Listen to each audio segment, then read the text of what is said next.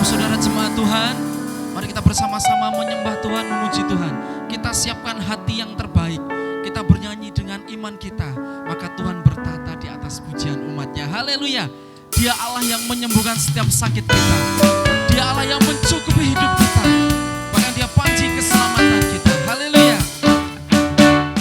Dialah Allah yang menyembuhkan, Dialah Allah yang mencukupi, Dialah panci keselamatan, Dialah Raja damai. Dialah Allah yang menyembuhkan, Dialah Allah yang mencukupi, Dialah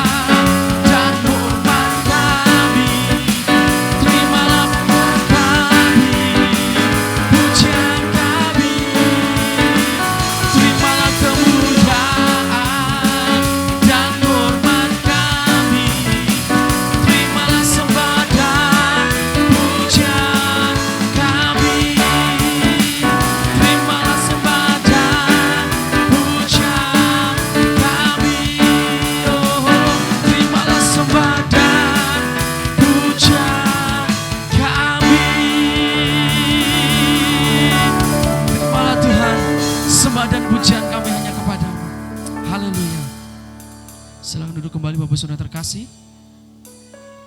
Kita percaya sekalipun kita berjalan dalam lembah kekelaman, Tuhan selalu menyertai hidup kita. Terima kasih Tuhan, terima kasih Yesus. Haleluya Tuhan, terima kasih Bapa. Mari kita angkat pujian ini. Walau ku harus berjalan dalam lembah kekelaman, perlindungan-Mu, oh Tuhan, nyatalah bagi hidupku. Bersama-sama katakan.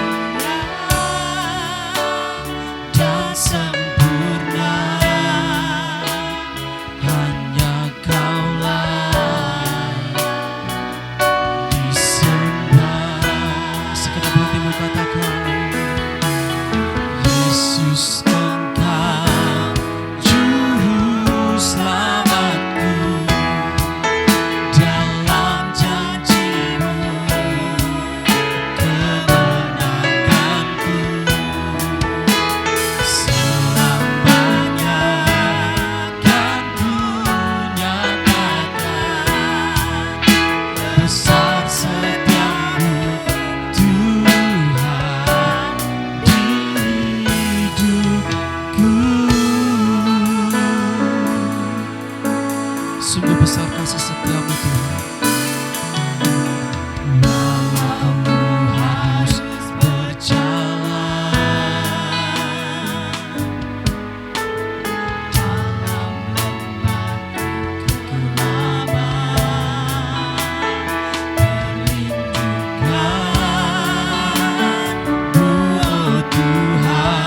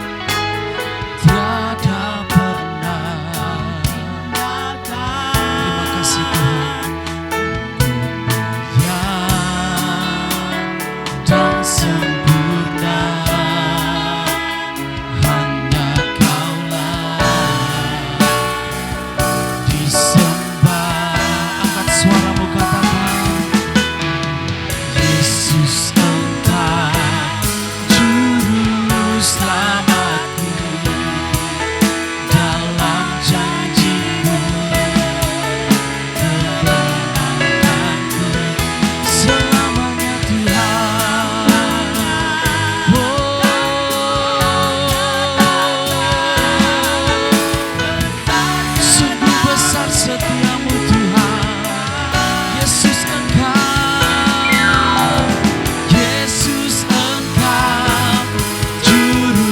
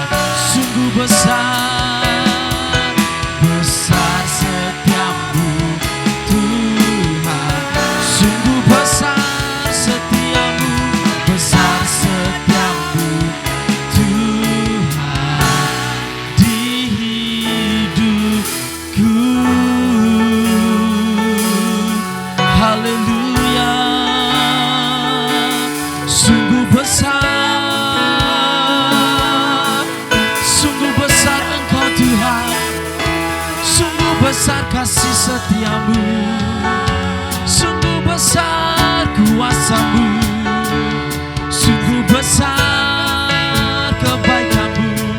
Haleluya. Kami mau menyembah-Mu ya Tuhan, kami mau meninggikan nama-Mu yang kudus untuk selama-lamanya.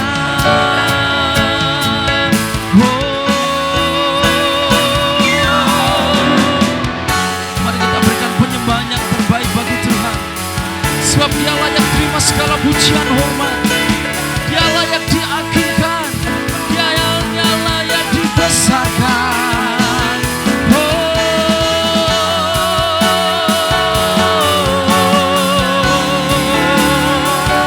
Haleluya, haleluya. Biarlah segala kemuliaan hanya bagi-Mu ya Tuhan, segala pujian syukur hanya bagi-Mu untuk selama-lamanya.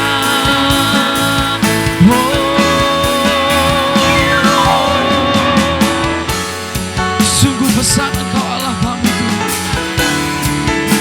tiada yang lain seperti Engkau Tuhan.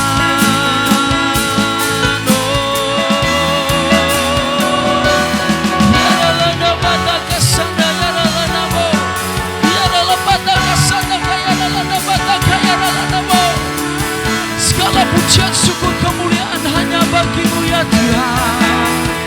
Haleluya.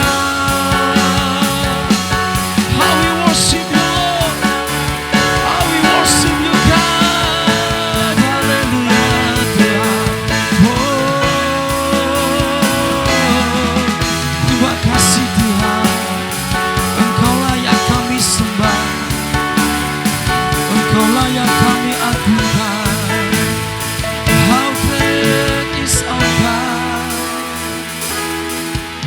Hallelujah. I will worship You Lord Jesus. Kami mau menyembah-Mu Tuhan dengan segenap hati kami. Hallelujah. How great is our God. Sing with me, how great is our God. And how we see how great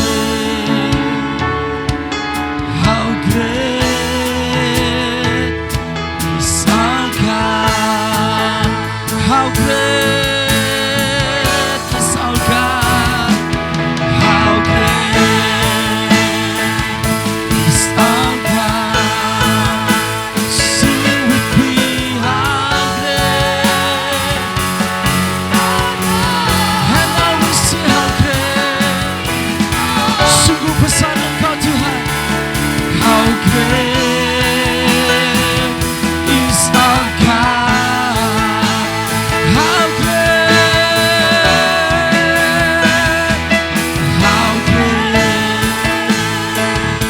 is our God. Sing with me, how great is our God. And now we see how great, how great is our God. And now we see how great is our God. Now we see how great, how great. And now we see how great, how great. And now we see how great, how great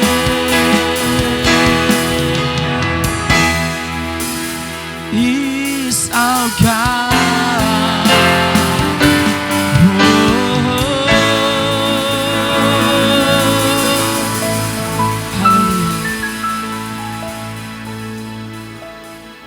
Puji Tuhan Bapak Ibu dan Saudara sekalian, kita sudah bersama-sama memuji dan menyembah Tuhan. Sekarang waktunya untuk kita akan mendengarkan firman Tuhan. Mari semua kita berdoa, kita tunduk kepala dan membuka hati kepada Tuhan. Bapa kami yang di surga, terima kasih buat hari ini, karena Engkau telah memberkati kami. Kepadamulah kami berbakti ya Allah. Hanya Engkau lah harapan dalam hidup kami. Saat ini kami berdoa, datanglah kerajaan-Mu. Jadi kehendak-Mu di tempat ini, di rumah kami, di mana kami berada, seperti dalam sorga. Kami percaya firman-Mu adalah kebenaran, dan kebenaran itu yang memerdekakan kami. Bapa di sorga, kami siap menerima firman Tuhan. Dalam nama Tuhan Yesus kami berdoa. Haleluya. Amin. Saudaraku, saat ini saya ingin menyampaikan sebuah kebenaran tentang penghalang-penghalang berkat dalam hidup kita. Beberapa waktu ini Tuhan memperjumpakan saya dengan banyak orang yang mereka adalah anak Tuhan, tetapi berkat-berkatnya terhalang. Berkat-berkatnya tersumbat. Dan oleh sebab itu, saya yakin bahwa Tuhan sedang ingin berbicara kepada kita lewat firman-Nya untuk kita mengerti apa saja penghalang-penghalang berkat dalam hidup ini. Dan pada minggu ini akan menjadi serial yang pertama untuk khotbah penghalang-penghalang berkat. Mari kita akan membuka Alkitab lebih dahulu. Kita membuka kitab Matius, pasal yang ke-23, ayat yang ke-25 sampai 26. Semua kita buka Alkitab. Matius 23, ayat 25 dan 26. Sama-sama kita membaca. 1, 2, 3. Celakalah kamu, hai ahli-ahli Taurat dan orang-orang Farisi. Hai kamu orang-orang munafik, sebab cawan dan pinggan kamu bersihkan sebelah luarnya, tetapi sebelah dalamnya penuh rampasan dan kerakusan. Hai orang Farisi yang buta, bersihkanlah dahulu sebelah dalam cawan itu, maka sebelah luarnya juga akan bersih. Saudaraku yang kekasih, ayat ini merupakan kecaman Tuhan Yesus kepada orang Farisi dan ahli Taurat. Orang-orang Farisi dan ahli Taurat adalah orang-orang yang mereka yakin, merasa melayani Tuhan dengan luar biasa. Dan itu memang benar demikian. Tetapi rupa-rupanya ada satu hal yang Tuhan ingin supaya mereka alami. Yaitu apa? Mengalami kelepasan, kebebasan dari dalam. Bukan yang nampak di luar. Kenapa begitu? Karena banyak orang biasanya hanya membangun yang di luar dengan baik, tapi yang di dalam itu tersembunyi dalam hidupnya. Hari ini saya ingin bicara tentang penghalang yang pertama, penghalang dari berkat-berkat saudara, yaitu tentang ikatan di dalam diri saudara. Ikatan dalam diri saya, bisa. Ikatan dalam diri orang-orang yang percaya kepada Tuhan Yesus, yang itu terselubung di dalam, tidak nampak di luar, tapi ada di dalam. Sekali lagi, Tuhan mengajari kita lewat perkataannya kepada orang-orang Farisi dan ahli Taurat, bersihkan dulu yang di dalam, maka yang di luar akan ikut menjadi bersih. Saudaraku yang kekasih, tema kita hari ini yang pertama adalah tentang kutuk keturunan. Ikatan kutuk keturunan. Beberapa tahun yang lalu ini menjadi tema pelayanan saya yang itu menghasilkan terobosan luar biasa. Dan hari-hari ini Tuhan ingin saya berbicara kembali tentang perkara ini. Kenapa? Karena banyak anak-anak Tuhan hidupnya tidak sesuai dengan apa yang Tuhan firmankan, tidak sesuai dengan apa yang harapkan, dan ini bisa membuat lemah iman, putus asa, tidak bisa yakin dengan hari depan. Saudaraku, mengapa kita menderita? Ada bagian dalam diri kita yang itu merupakan warisan dari orang tua, warisan dari kakek nenek kita, warisan dari keluarga kita. Kalau warisan itu bersifat baik, warisan itu adalah berkat, itu kita bersyukur. Tapi bagaimana kalau warisan itu adalah ikatan dosa, konsekuensi dosa? Bagaimana kalau itu adalah ikatan kuasa kegelapan yang turun-temurun dan belum diputuskan? Pepatah berkata begini, buah jatuh tidak jauh dari pohonnya. Saudaraku, pepatah ini mengandung arti bahwa anak tidak jauh dari orang tuanya. Siapakah orang tuanya, demikianlah keturunannya. Sering akan begitu. Dan memang dalam dunia nyata itu bisa kita lihat, itu bisa menjadi fakta. Orang tua yang kawin cerai, orang tua yang menikah lebih dari sekali, kalau tidak diputuskan dengan kuasa Tuhan Yesus, tidak didoakan dengan sungguh-sungguh supaya putus kutuk perceraiannya, putus kutuk perzinahannya, maka itu bisa berlangsung turun-temurun. Walaupun sudah kenal Tuhan, walaupun sudah anak Tuhan, masih bisa diikat dosa sejenis itu. Dulu saya juga berpikir, kenapa ya ada pendeta bisa kalah dari godaan seksual. Padahal kalau namanya pendeta atau majelis atau pelayan Tuhan, itu adalah orang-orang yang sudah mengenal Tuhan, mengalami Tuhan, punya Roh Kudus dan firman. Komunitasnya komunitas yang baik, tapi kenapa masih bisa kalah? Setelah bertahun-tahun dalam pelayanan, saya sering menjumpai, saya mengkonseling. Banyak di antara mereka, bahkan sebagian besar di antara mereka yang jatuh dalam dosa perzinahan, begitu naik ke atas, orang tuanya ada dosa perzinahan, kakek neneknya ada dosa perzinahan. Jadi itu seperti ikatan yang diulang oleh setan. Saudaraku, mari perhatikan firman Tuhan sebelum kita lanjutkan. 1 Petrus pasal 1 ayat 18. 1 Petrus pasal 1 ayat 18.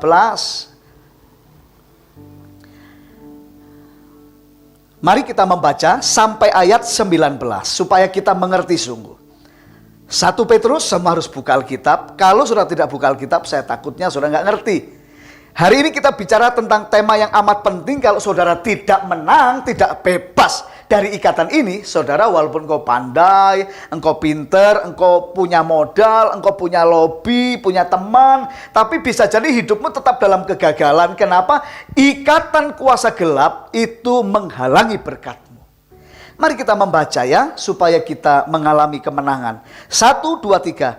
Sebab kamu tahu bahwa kamu telah ditebus, perhatikan, dari cara hidupmu yang sia-sia, yang apa saudaraku? Yang kamu warisi dari mana? Dari nenek moyangmu itu. Bukan dengan barang yang fana, bukan pula dengan perak atau emas, melainkan dengan darah yang mahal, yaitu darah Kristus, yang sama seperti darah anak domba yang tak bernoda dan tak bercacat.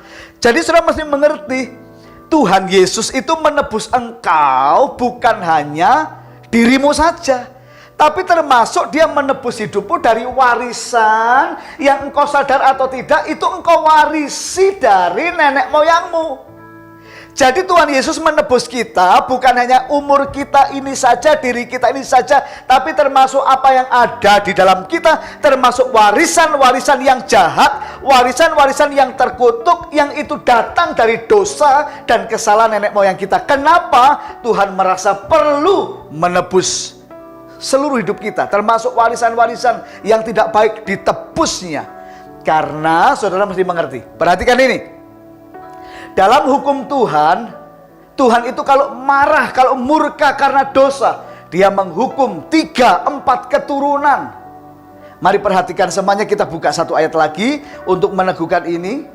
Keluaran 20 ayat 4 ayat 5. Keluaran 20 ayat 4 ayat 5. Keluaran 20 ayat 4 ayat 5. Perhatikan saudaraku ya. Ini firman luar biasa, harus dipahami, harus dimengerti supaya bisa jadi dasar iman untuk berdoa tentang kutuk keturunan. Bisa dipatahkan, harus dipatahkan dalam nama Tuhan Yesus.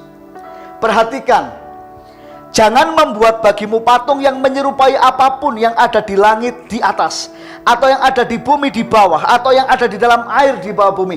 Kata Tuhan, jangan ada orang membuat patung-patung untuk disembah. Dan kalau kita mau jujur, leluhur kita, nenek moyang kita, buyut-buyut kita naik 4 keturunan, maka biasanya mereka semuanya adalah penyembah berhala, masih percaya mistik, percaya patung-patung, pusaka-pusaka, ilmu-ilmu gaib dan sebagainya. Dan ternyata itu ada hukumannya. Bagaimana cara Tuhan menghukum? Ayat 5. Jangan sujud menyembah kepadanya atau beribadah kepadanya, sebab aku Tuhan Allahmu adalah Allah yang cemburu, yang membalaskan, perhatikan, kesalahan bapa kepada anak-anaknya, kepada keturunan yang ketiga dan keempat dari orang-orang yang membenci aku. Perhatikan. Ternyata kalau Tuhan menghukum seseorang, Tuhan berkata, kesalahan bapak akan aku balas ke anak, aku balas ke keturunan ketiga, ke cucu, aku balas kepada keturunan keempat, berarti cicit. Saudara masih mengerti, ini Tuhan mengatakan aku menghukum, ada konsekuensi yang akan dialami, kena kepada anak, cucu, cicit. Kemudian kita mungkin berpikir, loh Tuhan kok nggak adil ya? Bapaknya yang dosa, kenapa anak, cucu, cicit kena? Jangan lupa Tuhan pernah berfirman, akulah Allah Abraham, Ishak dan Yakub, keturunan orang benar, perkasa di bumi. Tuhan yang kita sembah itu adil. Kalau ada seorang ayah yang benar, yang takut akan Allah, maka keturunannya diberkati untuk selama-lamanya. Tetapi kalau ada orang berbuat dosa, menyembah berhala, maka anak, cucu, cicit kena. Dalam ilmu mistik di luar Tuhan, dalam ilmu-ilmu gaib tentang orang pesugihan, maka dipercaya orang yang ikut pesugihan mengikat janji dengan setan, maka bukan hanya 4, 7 keturunannya sial. Kita membaca Alkitab, kalau ada anak haram, 10 keturunan tidak boleh masuk jemaat Tuhan. Jadi Bapak Ibu Saudara sekalian, kutuk keturunan itu ada. Ini kebenaran yang pertama. Jangan kita berkata, di dalam Yesus aku sudah bebas. Iya, memang di dalam Yesus ada kebebasan. Tapi kalau didoakan, kalau saudara belum pernah mendoakan kutuk keturunan dengan sungguh-sungguh, maka kutuk ini masih bekerja. Saya buktikan bahwa saya tidak salah dalam mengajar. Tuhan Yesus mati di kayu salib. Dia menanggung semua dosa kita. Pertanyaannya, apakah kita tanpa berdoa secara otomatis diampuni? Jawabannya adalah tidak. Kita harus berdoa, Tuhan mengampuni kesalahan kita. Tuhan berkata, dia mati di kayu salib untuk penyakit kita. Dia sudah mati, tapi kenyataannya kita bisa sakit. Bagaimana caranya sembuh dari penyakit? Berdoa. Sekarang kutuk keturunan, memang Tuhan sudah tebus di kayu salib, tapi engkau dan saya harus berdoa. Apakah saudara mengerti maksud saya? Yang pertama, perhatikan, kutuk keturunan itu ada. Kalau kakekmu, nenekmu, buyutmu, orang tuamu adalah orang yang suka mistik, ilmu-ilmu gaib, benda pusaka, pergi ke dukun. Saudara berkata, aku gak pernah ke dukun. Iya, tetapi kamu keturunan orang yang pergi ke dukun. Tuhan berkata, kesalahan bapak, anak, cucu, cicit kena. Apakah saudara mengerti? Tetapi saudara jangan marah dengan Tuhan. Bukankah Tuhan yang memang memberkati orang sampai anak cucu cicitnya? Sekarang dia sudah hadir dalam diri Yesus Kristus yang mati dan memberi perjanjian baru dengan kita lewat darahnya. Jadi kita tinggal mendoakannya. Mari berdoa mematahkan kutuk keturunan dalam nama Tuhan Yesus. Saudaraku, mari kita lihat satu ayat pembanding. Imamat 26 ayat 38 mulai. Apakah bisa seseorang karena faktor kesalahan orang tua, kesalahan nenek moyangnya, dia ikut terkena konsekuensi hukuman? Sangat bisa. Imamat 26. Imamat 26, semuanya akan buka kembali Alkitab. Sebab hari ini adalah hari di mana kita membahas sesuatu yang amat penting. Imamat 26 ayat 38 mulai. Sudah ketemu? Perhatikan, saya akan membaca, saudara mengikuti juga di Alkitabnya. Dan kamu, kata Tuhan, akan binasa di antara bangsa-bangsa lain. Dan di negeri musuhmu akan memusnahkan kamu. Lihat, orang pilihan Tuhan, orang Israel bisa binasa di tangan musuh, bisa kalah di tangan lawan, bisa tidak sukses di negeri di mana dia dibuang oleh Tuhan. Dan lihat ini 39, dan siapa yang masih tinggal hidup di antaramu, mereka akan hancur lebur dalam hukumannya di negeri-negeri musuh mereka. Dan karena, perhatikan, kesalahan nenek moyang mereka juga, mereka akan hancur lebur sama seperti nenek moyangnya. Jadi kutuk dosa keturunan itu ada. Orang tuanya masuk dosa perzinahan, keluarganya berantakan, anaknya bisa hancur juga karena roh perzinahan itu telah masuk dalam hidupnya. Ingat, 3-4 keturunan. Jadi kalau buyut kita terikat roh perzinahan, maka itu bisa turun ke kakek kita. Kakek kita mati, nggak mungkin setannya, roh perzinahannya ikut dikubur. Tidak mau, dia cari yang sedarah lagi, bapak kita atau ibu kita. Maka bapak kita diikuti roh yang sama dari buyut kita, roh perzinahan. Kalau orang tua kita kena roh perzinahan, maka otomatis anak-anak dikejar roh perzinahan. Setiap kali saya konseling anak-anak muda usia SMP, SMA, mereka berbuat perzinahan. Biasanya kalau saya ketemu sama orang tuanya, saya juga konseling mereka. Saya tanya, apakah pernikahannya seks sebelum nikah? Hampir 100% mereka berkata, kami gagal mempertahankan kekudusan. Ya pastor, kami seks sebelum nikah. Dan roh perzinahan yang masuk ke orang tua turun kepada anak-anak. Kalau ada roh gagal di orang tua, bisa turun kepada anak-anak. Jadi saudaraku, saya memberitakan kabar baik hari ini buat saudara. Kalau engkau merasa, wah, apa yang dialami orang tuaku, misalkan kegagalan, misalkan penyakit, misalkan kecelakaan, misalkan kekacauan, aku kok ngalami ya? Ada kabar baik buat engkau. Di dalam nama Yesus ada kelepasan. Hanya engkau harus mendoakan di hadapan Tuhan, bagaimana engkau dilepaskan dari kutuk keturunan itu. Yang ngerti katakan amin. Saya lanjutkan. Ayat 40 adalah caranya lepas dari kutuk keturunan. Caranya bebas dari kutuk keturunan. Tetapi bila mereka mengakui kesalahan mereka dan kesalahan nenek moyang mereka. Lihat, yang diakui kesalahannya siapa? Diteliti. Bila mereka mengakui kesalahan mereka, artinya kesalahan diri sendiri diakui. Dosa pribadi diakui. Tapi kesalahan nenek moyang mereka ini yang kadang kita belum ngerti. Kita harus minta ampun atas nama orang tua kita. Kita minta ampun atas nama kakek nenek kita. Kita minta ampun atas nama buyut-buyut kita yang belum mengenal Tuhan. Yang mereka punya pusaka, yang mereka mungkin kawin cerai, yang mereka mungkin berbuat perzinahan, yang mereka mungkin membunuh orang, dan lain sebagainya. Kata Tuhan, bila mereka mengakui kesalahan mereka dan kesalahan nenek moyang mereka, maka Tuhan mengatakan, ayat 42, kita langsung lompat supaya cepat. Maka aku akan mengingat perjanjianku dengan Yakub. Lihat, Tuhan akan mengingat kembali perjanjiannya. Dan kita adalah manusia perjanjian baru. Tuhan akan mengingat perjanjiannya kalau kita melakukan firman ini. Mengakui kesalahan kita, mengakui kesalahan nenek moyang kita. Dikatakan aku akan mengingat perjanjianku dengan Yakub, juga perjanjianku dengan Ishak, dan perjanjianku dengan Abraham pun akan kuingat, dan negeri itu akan kuingat juga. Tuhan akan memulihkan. Saudara mungkin sekarang ada di antara saudara, pekerjaannya susah, rezekinya seret. Saudara mungkin ada juga ikatan-ikatan dosa terselubung dalam hidupmu. Engkau ingin menang tapi nggak menang-menang. Mungkin ada percabulan, mungkin ada kebohongan, suka menipu, suka mencuri. Mungkin ada juga yang mengalami dosa-dosa yang lainnya. Keangkuhan, iri hati, kecemasan, ketakutan, dan sebagainya. Coba saudara periksa. Jangan-jangan itu bagian dari warisan yang kau terima dari nenek moyangmu atau dari orang tuamu.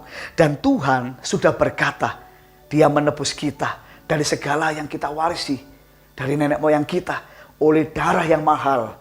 Jadi bisa dilepaskan. Jadi engkau bisa dibebaskan, tapi engkau harus memeriksa dirimu, apakah ikatan keturunan memang ada dalam hidupmu. Saudara, ada juga keluarga yang mandul. Ada juga yang kecelakaan. Ada yang mati muda. Ada yang gila. Stres. Roh stres mengikuti. Saya sendiri saya ada roh depresi, saudara-saudara. Ya, orang tua saya pernah mengalami depresi, om saya pernah depresi, memang tidak gila, tetapi mudah stres, kemudian asam lambung naik, sakit-sakitan. Tapi Tuhan melepaskan saya. Ketika saya mengerti kebenaran ini, maka saya memutuskan semua ikatan kutuk nenek moyang, termasuk roh depresi. Sekarang saya bukan jadi orang stres, saya diberkati Tuhan, saya sembuh, saya punya masalah besar, saya tidak stres. Saya serahkan itu kepada Tuhan. Kenapa mampu? Karena kelepasan yang dari Tuhan itu nyata. Jadi saudaraku, yang pertama perhatikan, kutuk keturunan itu ada. Yang kedua, kutuk keturunan dipatahkan oleh darah Yesus. Yang ketiga, caranya kita harus mengakui kesalahan kita, kesalahan nenek moyang kita, kesalahan orang tua kita. Kalau kita pernah dengar cerita, Tuhan, orang tuaku pernah cerita, suka ke dukun-dukun. Saudara jangan merasa bebas. Walaupun itu orang tuamu yang dosa, Tuhan udah berkata, kesalahan bapak. Ini kalau bapak ini berarti juga ibu loh saudara ya. Karena Tuhan mengatakan suami istri bukan dua tapi satu. Tapi kepalanya memang bapak. Jadi diwakili. Kalau orang tuanya berbuat dosa, anak, cucu, cicit bisa kena. Saudara, dalam waktu dekat, saya berdoa supaya dalam bulan September besok, saya akan mulai membuka pelayanan pemutusan kutuk keturunan. Beberapa orang sudah mendaftar. Dan saya berharap nanti setiap kali pertemuan 10-12 orang saja supaya bisa dilayani. Sebab kalau banyak orang belum memungkinkan. Tetapi saudara, saya yakin dampaknya akan besar. Dampaknya akan besar. Banyak orang karakternya buruk seperti orang tuanya. Tetapi begitu dilepaskan dari kutuk keturunan, dia bisa hidup sesuai dengan rencana Tuhan. Hidup sesuai dengan dirinya sendiri. Ada banyak orang berkatnya sangat sedikit. Kenapa? Ternyata dia diikat ke kutuk keturunan. Orang tuanya hutang, dia juga hutang. Orang tuanya bangkrut, dia bangkrut. Begitu diputuskan kutuk keturunan, tiba-tiba seperti surga terbuka. Janji Tuhan yang belum tergenapi, tergenapi. Yang belum tercapai, tercapai. Saudara, besar sekali kuasa pemutusan kutuk keturunan. Dan itu bisa dilakukan kalau kita mengakui kesalahan kita. Kesalahan nenek moyang kita. Saya buktikan ayat terakhir Nehemia 9 ayat 2. Pernah terjadi dalam zaman Nehemia, orang Israel mengakui kesalahannya di hadapan Tuhan dan juga kesalahan nenek moyangnya. Coba lihat, semua akan lihat Nehemia 9 ayat 2 ayat 3. Atau ayat 2 saja supaya kita cepat, dan ini ayat terakhir. Saudaraku yang kekasih, perhatikan. Keturunan orang Israel memisahkan diri dari semua orang asing. Lalu berdiri di tempatnya, sama-sama baca. Dan mengaku apa? Dosa mereka, ya dosanya sendiri. Dan kesalahan nenek moyang mereka. Jadi orang Israel itu dipulihkan Tuhan gimana caranya? Mengakui dosanya sendiri. Tuhan, kami berdosa. Dosa kami A, B, C, D, E. Ini dosa kami. Tapi kemudian mereka juga berdoa, Tuhan, nenek moyang kami berbuat dosa. Mereka telah meninggalkan Engkau. Mereka telah membuat patung-patung berhala. Mereka telah menyakiti hati Tuhan. Mereka telah mencobai Tuhan. Mereka mengakui semua kesalahan nenek moyang mereka. Saudara, kalau kita baca, sampai setengah hari mereka lakukan. Artinya sangat serius, sangat teliti. Dan zaman Nehemia, bait Allah dibangun kembali. Mereka diberkati Tuhan secara luar biasa. Hari ini di tengah pandemi, krisis, di tengah COVID-19, saudara, bisakah Tuhan memberkati saudara? Bisakah berkat saudara tetap ada, bahkan lancar, bahkan besar? Bisa. Tetapi kalau ada penghalang dalam hidupmu, bagaimana bisa engkau terima berkat itu? Tidak bisa, saudara. Penghalang harus dipatahkan, penghalang harus dibuang, penghalang harus dicabut, sehingga berkat Tuhan akan sampai kepada kita. Tuhan berkata, aku datang supaya kamu hidup dan memilikinya dalam segala kelimpahan. Saudaraku, memang kita bisa menderita karena nama Yesus. Kita menderita karena menjaga kekudusan. Nggak apa-apa, tetapi Tuhan juga berjanji ada kelimpahan supaya kita memberkati banyak orang. Supaya kita juga bisa menyaksikan Tuhan. Amin. Siapa mau diberkati? Angkat tangan. Engkau harus bebas dari kutuk keturunan. Engkau tidak boleh mengulangi dosa orang tuamu. Engkau tidak membiarkan ikatan dosa keturunan itu masih terus bekerja dalam hidupmu. Mari berdoa seperti firman Tuhan katakan. Akui dosamu, akui dosa keluargamu, nenek moyangmu, orang tuamu. Bukan kita berarti mempermalukan orang tua, bukan. Karena Tuhan berkata, aku Allah yang cemburu, membalaskan kesalahan bapak kepada anak, cucu, cicitnya. Tapi kalau dia, aku memberkati orang benar, maka anak cucunya, keturunannya diberkati selama-lamanya. Tuhan maha adil, bahkan dalam keadilan Tuhan, Tuhan tidak adil terhadap diri sendiri. Kenapa? Karena dia menanggung kita lewat Yesus di kayu salib. Saudara, angkat tanganmu tinggi-tinggi. Tuhan berkati seluruh jemaat, jamah mereka. Kalau ada yang terikat kutuk keturunan, aku berdoa dari tempat ini Tuhan. Oleh darah Yesus diputuskan. Memang kutuk keturunan itu ada, tapi oleh darah Yesus dibatalkan. Oleh darah Yesus dilepaskan. Oleh darah Yesus semua disingkirkan. Tuhan, bimbing seluruh umat-Mu membebaskan diri dari setiap ikatan kutuk keturunan. Kami percaya Engkau akan memberi kepada kami masa depan yang baru di dalam Engkau. Terima kasih Bapa, jamahan-Mu, lawatanmu atas umat-Mu dimanapun mereka berada. Dalam nama Tuhan Yesus kami berdoa. Amin. Amin. Saudaraku, saudara sudah diberkati oleh Tuhan.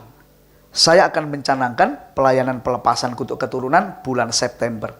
Tunggu kabar dari gereja. Saudara yang bisa datang, saudara datang. Dan lihat ketika tidak ada kutuk keturunan, engkau akan berdiri sebagai milik Tuhan, menjadi dirimu sendiri. Tidak perlu iblis mengulangi kegagalan, dosa yang sama dari nenek moyang kita, orang tua kita. Dan kita bisa bebas sebebas-bebasnya. Bahkan kita bisa menjadi ranting atau cabang baru buat anak cucu kita. Dan kita diberkati selama-lamanya. Tuhan Yesus memberkati kita. Shalom. Bapak, Ibu, dan saudara sekalian, kita sudah dengar firman Tuhan. Dan sekarang mari kita akan lanjutkan dengan perjamuan kudus bersama-sama. Seperti biasa, saya mempersilakan saudara-saudara yang di rumah bagikan roti dan anggur. Dan kita nanti akan berdoa bersama-sama mengakui roti sebagai tubuh Kristus, anggur sebagai darahnya. Dan Tuhan berfirman, siapa makan dagingku, minum darahku, ia dalam aku dalam dia. Mari kita bersiap. Semua mari kita berdoa dan ikuti saya berdoa. Tuhan Yesus, saat ini kami mengangkat roti ini sebagai tubuh-Mu yang disalibkan bagi kami semua, supaya kami diangkat menjadi anak Allah, menjadi ahli waris kerajaan surga. Hidup kami diberkati di bumi ini. Kami dijagai oleh para malaikat, dijauhkan dari celaka, mara bahaya dimanapun kami berada. Kami percaya segala penyakit sudah ditanggung oleh Tuhan Yesus di kayu salib. Oleh bilur-bilurnya kami disembuhkan. Kami percaya segala penderitaan, kesengsaraan, kekacauan, kegagalan, kemiskinan sudah dipikul oleh Tuhan Yesus di kayu salib. Semua sudah selesai. Kami menerima roti ini sebagai tubuh Yesus yang membuka berkat yang baru bagi hidup kami dalam nama Tuhan Yesus. Inilah tubuh Yesus. Mari kita makan dengan iman dalam nama Tuhan Yesus. Inilah tubuh Yesus yang penuh kuasa. Amin. Haleluya. Saudaraku, sekalipun kita hanya secara lahiriah memakan sekeping roti, tetapi secara rohaniah itu adalah persekutuan dengan tubuh Kristus. Di dalam dialah kita mengalami seluruh kemenangan dalam perjanjiannya yang kekal. Amin. Sekarang mari kita angkat anggur kita sama-sama. Kita berdoa kembali sama-sama dan ikuti kembali saya dalam berdoa.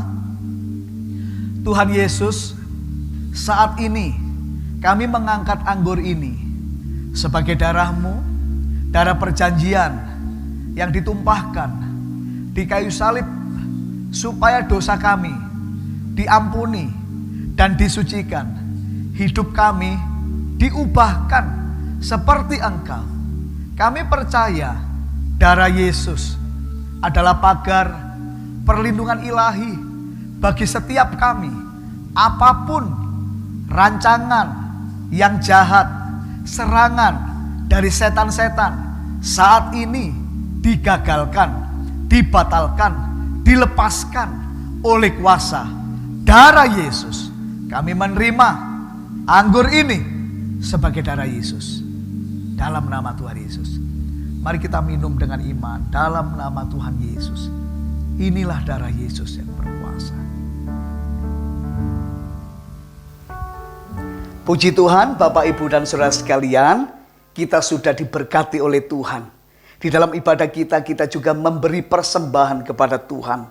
Kita tahu dari Tuhanlah semua berkat, dan kita hanya menyisihkan sebagian dari berkat yang Tuhan beri untuk persembahan kepada Tuhan, yang nantinya dikelola oleh gereja, dipakai untuk pekerjaan Tuhan, dipakai untuk keseimbangan bagi para imam yang melayani.